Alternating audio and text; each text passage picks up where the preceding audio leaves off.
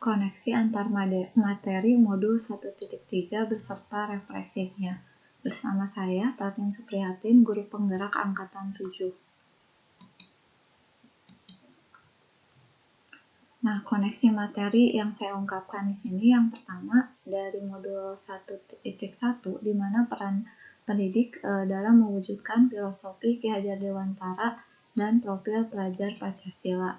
Lalu bagaimana paradigma inquiry apresiatif dengan terkenal konsep bagjanya, bagaimana kedua hal ini memiliki kaitan dengan visi sebagai guru penggerak.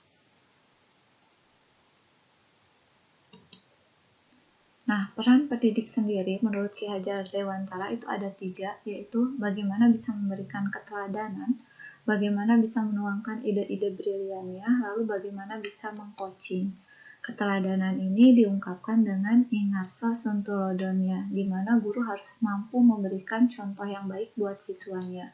Lalu bagaimana guru menuangkan ide, ini konsep in madya mangun karsa, di mana posisi guru itu harus mampu menuangkan gagasan atau ide baru yang mendukung suatu program yang ditetapkan.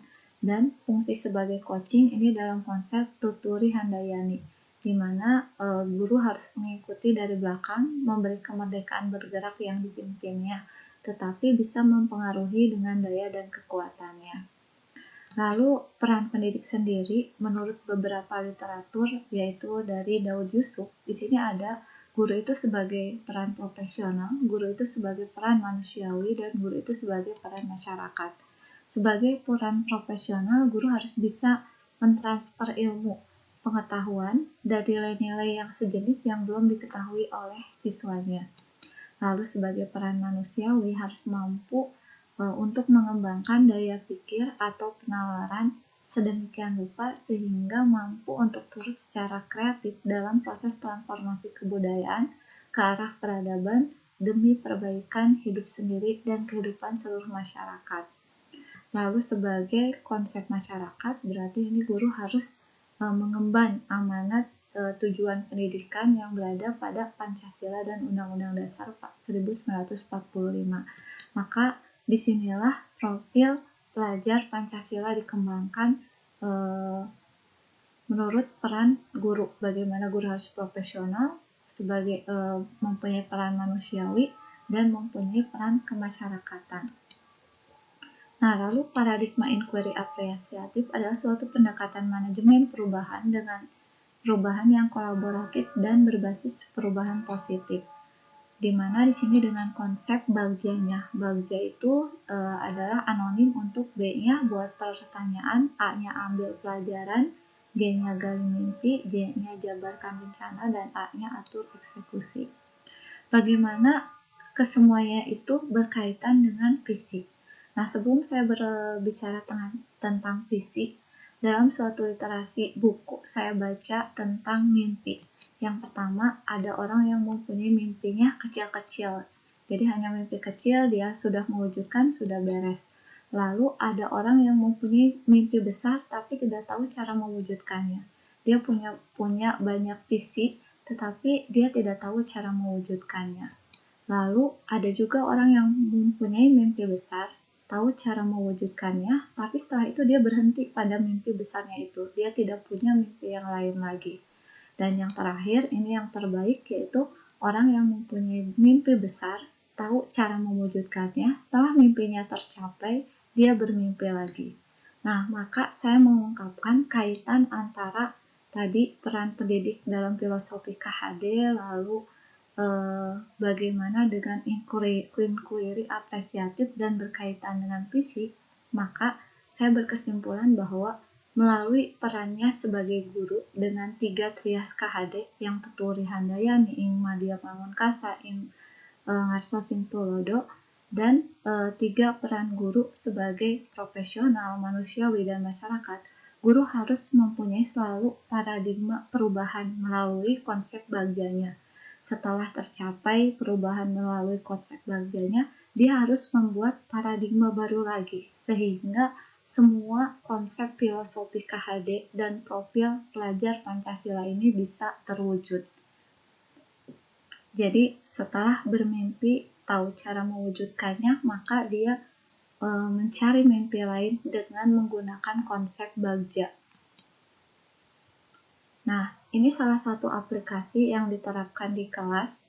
Bagaimana saya bermimpi itu ingin membuat kelas yang ketika diberikan latihan semua siswa mengerjakan, tidak mencontek pekerjaan temannya.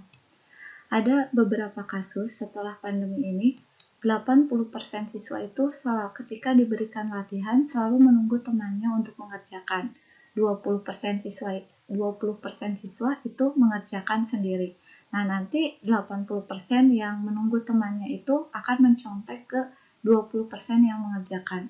Inilah permasalahan siswa ketika diberikan latihan soal. Nah, saya coba merubah hal ini dengan cara yang pertama, setiap pertemuan membuat game yang memberikan pengertian tentang pentingnya memahami sesuatu. Lalu mendoktrin untuk siswa, rugi jika temannya sudah bisa tapi dianya belum bisa. Selalu doktrin itu diberikan kepada siswa. Lalu mendoktrin agar mereka semua mencoba mengerjakan dulu. Nanti yang selesai duluan untuk mencari temannya yang belum bisa untuk diajarin. Lalu bagi siswa yang bisa membantu temannya yang kesulitan itu diberikan bonus, entah itu nilai ataupun berupa barang. Dan yang kelima, memberikan ambaknya, apa manfaatnya bagi siswa ketika bisa membantu teman yang kesulitan atau ketika dia bisa sendiri mengerjakan tanpa mencontek. Apa manfaatnya itu selalu diberikan kepada siswa. Dan setelah beberapa pertemuan, hal ini selalu didoktrin, itu terjadi ketika pertemuan ke minggu ke-6. Jadi setelah 1,5 bulan, inilah yang terjadi ketika siswa diberikan latihan.